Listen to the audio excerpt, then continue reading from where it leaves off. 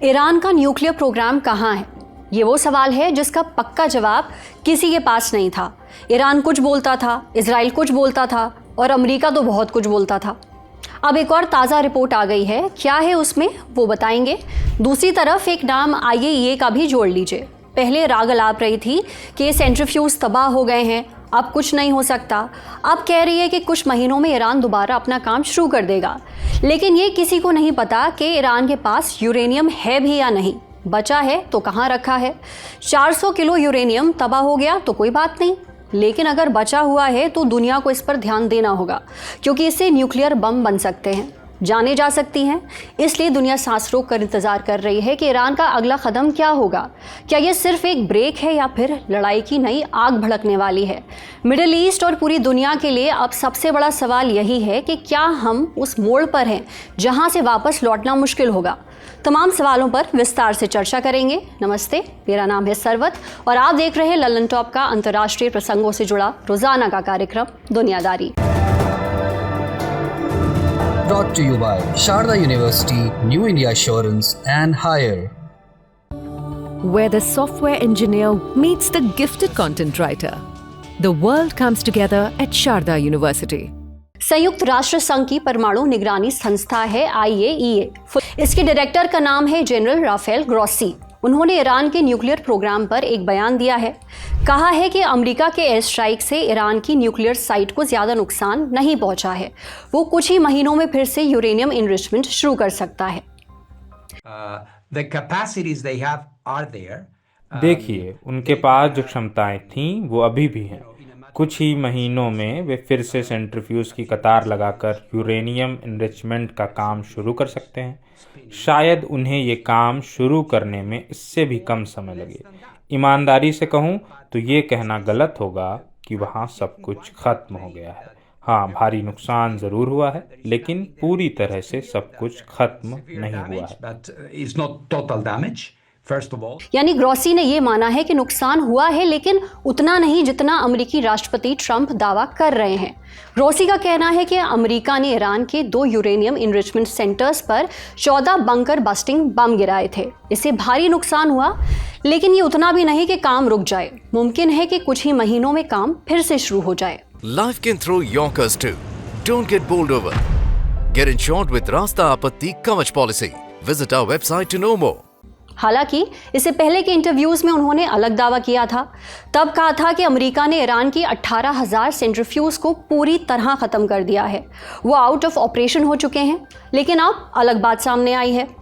ये ख़ास इसलिए है क्योंकि यही बात अमेरिकी डिफेंस इंटेलिजेंस एजेंसी यानी कि DIA और कई यूरोपियन खुफिया एजेंसियां भी कहती रही हैं। याद कीजिए, DIA की रिपोर्ट में क्या निकला था। अमेरिकी रक्षा विभाग पेंटागन के तहत काम करने वाली खुफिया एजेंसी DIA ने दावा किया था कि ईरान के कोर न्यूक्लियर सिस्टम को खास नुकसान नहीं हुआ। ऊपर की इमारतें टूटी, लेकिन जो सिस्टम ज़मीन के नीचे है वो बच गया। सेंट्रीफ्यूज मशीनें सलामत हैं, यूरेनियम का बड़ा हिस्सा सुरक्षित है।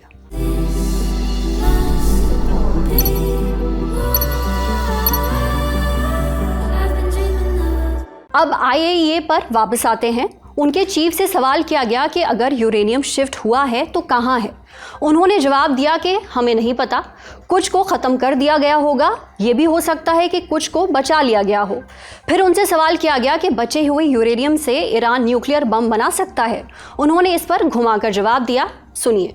Iran had a very vast, ambitious program, and part of it may still be there. Iran अपने न्यूक्लियर प्रोग्राम को लेकर महत्वाकांक्षी रहा है। कुछ हिस्सा शायद अब भी बचा हुआ है, और अगर नहीं भी है तो एक बात तो साफ है, उनके पास तकनीक और जानकारी तो है ही, औद्योगिक क्षमता भी है। परमाणु तकनीक के मामले में वो बहुत आगे हैं, ये सबको पता है। आप इस बात को काट नहीं सकते, और सिर्फ सैन्य कार्रवाई से इस मामले का हल नहीं निकलेगा। कोई डील साइन करानी होगी, निरीक्षण का एक ऐसा सिस्टम बनाना होगा जिससे दुनिया को भरोसा हो सके कि वाकई अब तस्वीर बदल चुकी है। अब आगे बढ़ने से पहले जान लीजिए IAEA क्या है। IAEA का काम है दुनिया भर में न्यूक्लियर एनर्जी से जुड़े काम सुरक्षित और शांतिपूर्ण तरीके से कराना, यानी कोई देश न्यूक्लियर एनर्जी का गलत इस्तेमाल ना करे, चोरी छिपे बम ना बना ले। IAEA का काम ये सुनिश्चित करना है।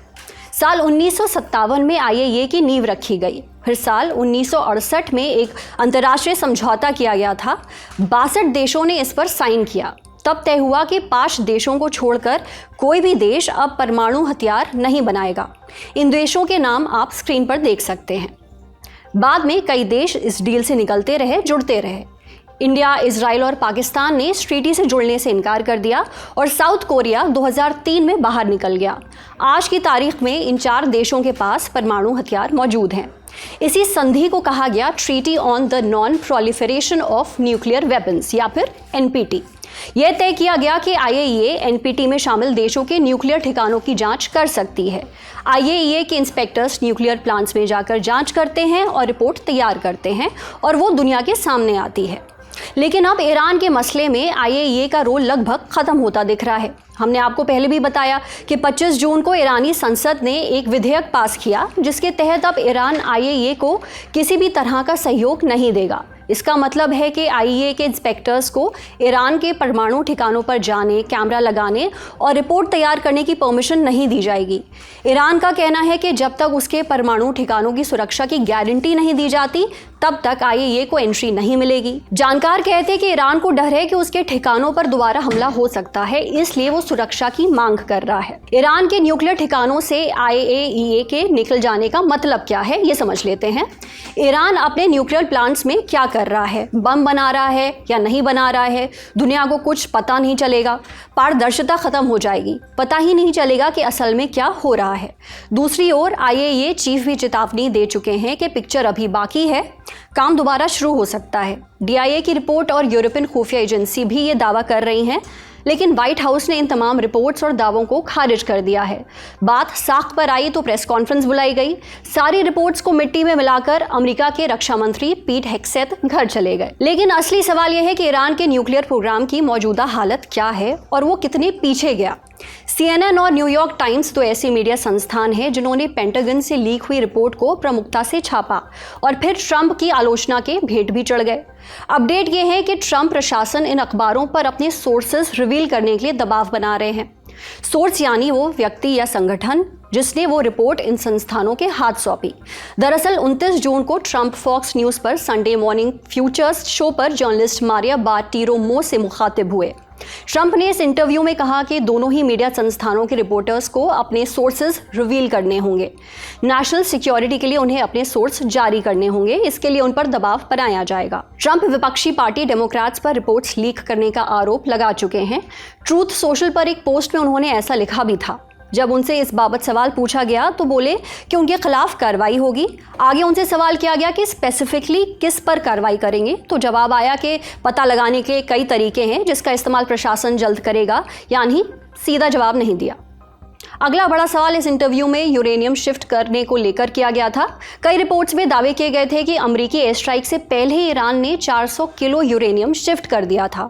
ट्रंप ने जवाब दिया कि यूरेनियम नहीं, ईरान ने खुद को ही शिफ्ट कर लिया है। लेकिन ट्रंप के इन तमाम दावों के उलट वॉशिंगटन पोस्ट में छपी एक रिपोर्ट ने एक और बड़ा खुलासा कर दिया है। दरअसल ईरान पर हमले के बाद से अमेरिकी एजेंसियां ईरान के अधिकारियों और नेताओं के कम्युनिकेशन को इंटरसेप्ट कर रही हैं। कुछ इंटरसेप्ट वॉशिंगटन पोस्ट ने छापे हैं। उनके मुताबिक ये अधिकारी अमेरिकी एयर स्ट्राइक में हुए नुकसान का आकलन कर रहे थे। उन्हें ये कहते हुए पाया गया कि अमेरिका का हमला ज़्यादा भयानक नहीं था। वो ये भी कह रहे थे कि ट्रंप ने जैसा दावा किया था हमला वैसा नहीं था। हालांकि व्हाइट हाउस ने इस बात से भी इनकार कर दिया है। कॉल इंटरसेप्ट की बात को स्वीकार किया, लेकिन नुकसान ना होने वाली बात को सिरे से खारिज कर दिया। व्हाइट हाउस की प्रेस सचिव कैरोलिन लेविट ने कहा कि वॉशिंगटन पोस्ट ऐसी रिपोर्ट छापकर लोगों को अपराध करने में मदद कर रहा है। ये बेहद शर्मनाक है। जमीन के कितने फीट नीचे क्या हुआ ईरानी अधिकारी इस बारे में जानते हैं। ऐसा सोचना भी बेतुका है। उनका न्यूक्लियर प्रोग्राम खत्म हो चुका है। वॉशिंगटन पोस्ट ने इस रिपोर्ट पर नेशनल इंटेलिजेंस के डायरेक्टर से जवाब मांगा। एक सीनियर अधिकारी ने अखबार को बताया कि खुफिया आकलन कई सोर्सेज के आधार पर तैयार किया जाता है, सिर्फ एक कॉल से आकलन नहीं होता। वो भी ऐसी कॉल जिसमें सामने वाला बात कौन कर रहा है ये भी हमें मालूम नहीं है। कभी कभी बातचीत के कुछ टुकड़े कॉन्टेक्स्ट के बिना होते हैं। पूरी जानकारी के लिए एक सोर्स को दूसरे सोर्सेस के साथ जोड़ना बेहद ज़रूरी है। उन्होंने ये भी जोड़ा कि ट्रंप अमेरिकी एयर स्ट्राइक के बाद मीडिया कवरेज से खासे नाराज चल रहे हैं। हालांकि ट्रंप की नाराज़गी सिर्फ मीडिया कवरेज तक नहीं है, वो खुलेआम धमकी दे चुके हैं कि ईरान को आगे यूरेनियम इनरिचमेंट करते पाया गया तो वो फिर हमला करने में देर नहीं करेंगे। वहीं ईरान के सुप्रीम लीडर अली खमेनी भी खुलेआम चेतावनी दे चुके हैं कि यूएस के एयरबेस अभी भी ईरान के रडार पर है। ज़रूरत पड़ी तो पहले की तरह कार्रवाई होगी। तो क्या ये एक ब्रेक है? क्या आगे लड़ाई की आशंका है? इसके लिए मिडिल ईस्ट समेत एशिया के बाकी देश कितने तैयार हैं, जानने के लिए एक्सपर्ट्स के पास चलते हैं। देखिए, अब ये क्या है कि ये कोई चीज़ लीक हुई है अमेरिकन सरकार में। अब इसका भी कोई पॉलिटिकल रीज़न हो सकता है। ये भी हो सकते हैं कि कुछ लोग ट्रंप के खिलाफ हैं तो ये चीज़ें लीक कर रहे हैं कि ट्रंप कामयाब नहीं रहे ध्वस्त करने में। तो इसका क्लैरिटी अभी है नहीं और कुछ कह नहीं सकते, क्योंकि भाई ये भी हो सकता है कि जो ईरानी जो बात कर रहे थे एक दूसरे से, वो यूएस को मिसलीड करने के लिए, उनको पता है कि यूएस सुन रहा है, उनको पता है कि इजराइल सुन रहा है, तो वो मिसलीडिंग भी हो सकती है कॉल। तो इसको मैं ज़्यादा तरजीह नहीं दूंगा। तो लग ऐसा रहा है कि कुछ क्लैरिटी है नहीं, यानी कि ये नहीं पता कि कितना नष्ट हो चुका है, कितना बर्बाद हो चुका है ईरान का न्यूक्लियर प्रोग्राम, कितना बचा हुआ है। ना अमेरिकनों को सही से पता है, ना इजरायलियों को पूरी तरह से पता है। हालांकि इजरायलियों का बहुत बड़ा स्पाई नेटवर्क है वहाँ पे, ह्यूमन इंटेलिजेंस जिसे कहते हैं, और अमेरिकनों का बहुत बड़ा सैटेलाइट और सिग्नल इंटेलिजेंस का फ्रेमवर्क है वहाँ पे। पर ये पता नहीं चल पा रहा, और ये भी नहीं पता है कि ईरानी सच बोल रहे हैं या झूठ बोल रहे हैं या मिसलीड कर रहे हैं, क्योंकि उनका दोनों चीज़ों में इंटरेस्ट है। ये भी इंटरेस्ट है कहने में कि नष्ट हो गया ताकि चुपके से पीछे से बना लें बॉम्ब। ये भी इंटरेस्ट है कहने में कि नहीं कुछ हुआ है, क्योंकि ताकि अपनी पब्लिक को कन्विंस करें कि हमारा कुछ नुकसान नहीं हुआ, हम अभी भी ताकतवर हैं। और फिर उसके बेसिस, एक और वजह भी है कि उसके बेसिस पे आप नेगोशिएट कर सकते हैं, क्योंकि नेगोशिएशन में आपका हाथ तगड़ा हो जाता है अगर आपके पास चीज़ें बची हुई हैं तो, और अगर कुछ बचा हुआ नहीं है तो नेगोशिएशन में कमज़ोर हो जाता है। तो दोनों तरफ ईरान का इंटरेस्ट है। तो अब क्या एग्जैक्टली है क्लैरिटी, ये समझ के आ नहीं रही खुल के। और आसार ये हैं कि अगर ये क्लैरिटी नहीं आई तो 6 महीने के अंदर आप देखेंगे कि हो सकता है फिर से जंग शुरू हो जाए, फिर से एक दूसरे पे हमले शुरू कर दें, क्योंकि इजराइल का तो मकसद यही है कि ईरान को रोके न्यूक्लियर वेपन से। अमेरिका भी उसमें शामिल है। ईरान का मकसद ये होना चाहिए इस वक्त मेरी राय में कि न्यूक्लियर वेपन हासिल कर ले किसी ना किसी तरह से, या अगर न्यूक्लियर वेपन छोड़ रहा है तो उसके बदले में पूरा सैंक्शंस रिलीफ मिले। पर दोनों साइड श्योर नहीं हो सकती एक दूसरे के इंटेंशंस के, यानी कि ट्रस्ट डेफिसिट है। ऐसी सूरत हाल में अक्सर लड़ाई हो ही जाती है। तो मुमकिन ये है कि कुछ महीनों में ये क्लैरिटी आ जाए, या तो यानी कि ईरान साइन कर दे एग्रीमेंट और इंटरनेशनल इंस्पेक्टर्स वापस आ जाएं ईरान में, तो फिर हो सकता है अमन आ जाए और सैंक्शंस भी हट जाएं।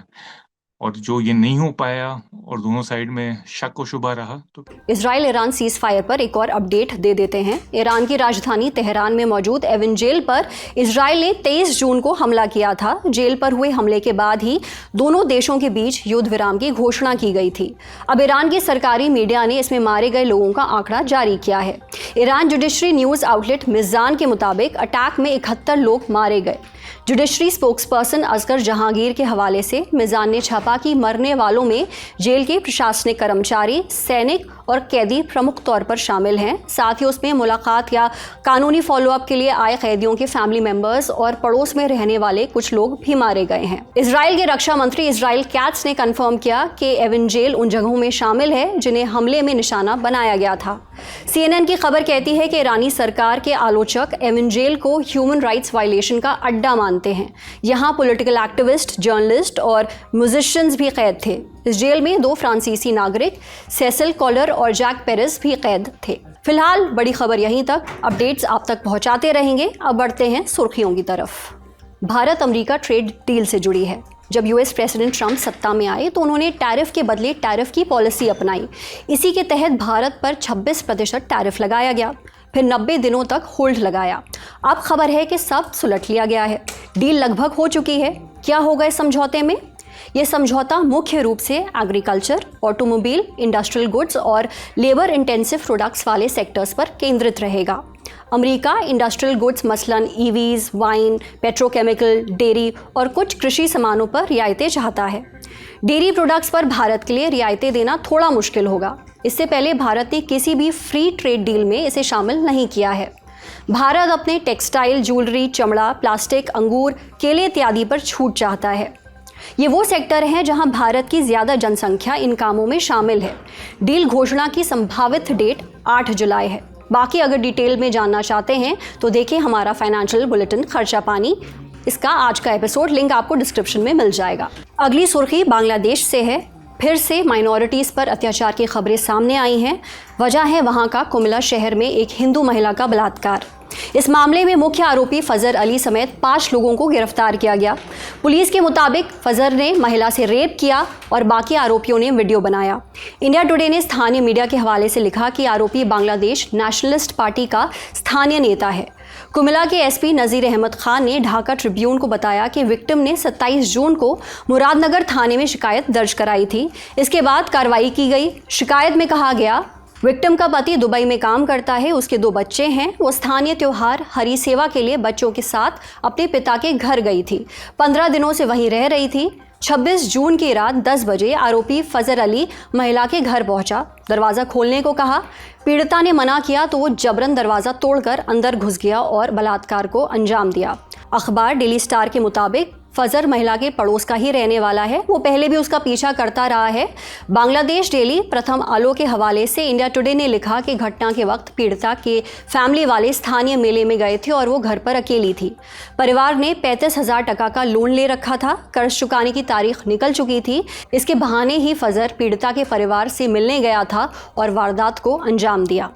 इस घटना के सामने आने के बाद बांग्लादेश में प्रोटेस्ट शुरू हो गए हैं। इंडियन एक्सप्रेस के मुताबिक ढाका यूनिवर्सिटी में रविवार 29 जून को छात्रों ने प्रोटेस्ट किया। डेमोक्रेटिक स्टूडेंट्स अलायंस ने मार्च निकाला और पीड़िता के लिए न्याय की मांग की। सुर्खी लिखे जाने तक स्थानीय हाईकोर्ट ने सर्वाइवर को तत्काल प्रभाव से प्रोटेक्शन दिए जाने का आदेश दिया है। साथ ही रेप से जुड़े सभी वीडियो और तस्वीरों को 24 घंटों के अंदर सोशल मीडिया से हटाने को कहा है। अदालत ने 15 दिनों के भीतर केस की प्रोग्रेस रिपोर्ट फाइल करने के निर्देश दिए हैं। अगली सुर्खी ज़ोहरान ममदानी से जुड़ी है। न्यूयॉर्क मेयर पद के लिए डेमोक्रेटिक पार्टी के प्राइमरी इलेक्शन जीतने वाले ज़ोहरान ममदानी पर ट्रंप ने भी कमेंट किए हैं। उन्होंने फॉक्स न्यूज़ के इंटरव्यू में ममदानी को कम्युनिस्ट बताया। साथ ही ये भी कहा कि अगर वो अपना बर्ताव नहीं सुधारते और मेयर बनते हैं तो न्यूयॉर्क सिटी के फेडरल फंड्स में कटौती की जाएगी। दूसरी तरफ ममदानी ने ट्रंप के आरोपों को नकारा। उन्होंने एक सवाल के जवाब में कहा कि वो कम्युनिस्ट नहीं हैं और मार्टिन लूथर किंग जूनियर के बताए रास्ते पर चल रहे हैं। उन्होंने सही वेल्थ डिस्ट्रीब्यूशन की बात भी की थी। ममदानी ने आगे कहा, मुझे नहीं लगता कि हमारे पास अरबपति होने चाहिए। स्पष्ट रूप से इस असमानता के समय में ये बहुत ज़्यादा धन है और वैसे भी हमें अपने शहर, अपने राज्य और देश भर में समानता की ज़्यादा ज़रूरत है। ममदानी का मानना है कि ट्रंप की टिप्पणियां असली एजेंडे से ध्यान भटकाने के लिए हैं, जिसके लिए वो लड़ रहे हैं। आज का दुनियादारी यहीं समाप्त होता है। अपना और अपनों का ध्यान रखिएगा। देखते रहिए ललन टॉप। शुक्रिया।